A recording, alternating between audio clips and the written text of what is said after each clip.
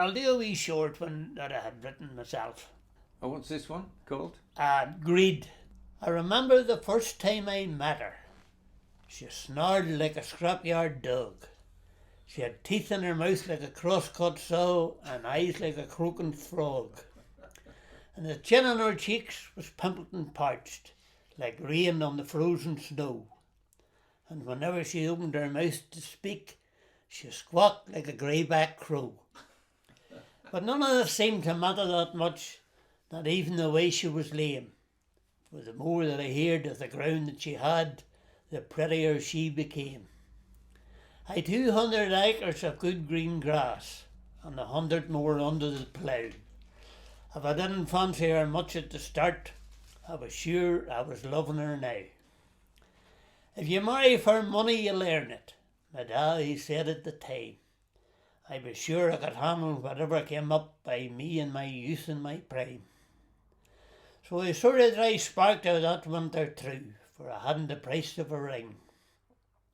But she thumbled out for one that was cheap and married we got in spring. Now there wasn't too many turned up at the do. Me ma stayed away in disgrace.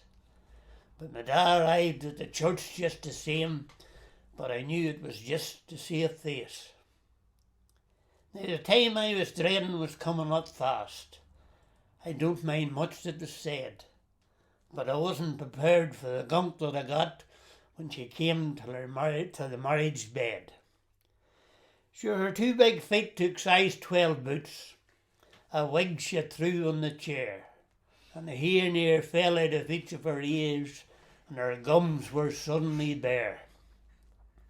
Well, I lay there beside her in that back with a shock.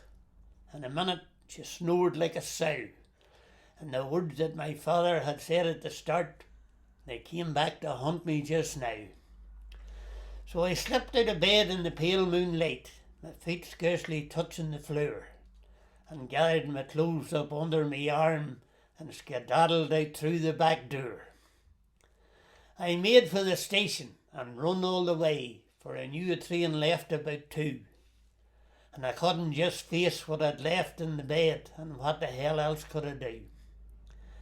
I was 400 yards from the station or so when the guard still whistly blew. I never would make it, I knew right away, but I tell you my feet fairly flew. Then the guard's shrill whistle that sounded again. I awoke with a start and was glad to hear the alarm in my own little room. It was only a nightmare I'd had.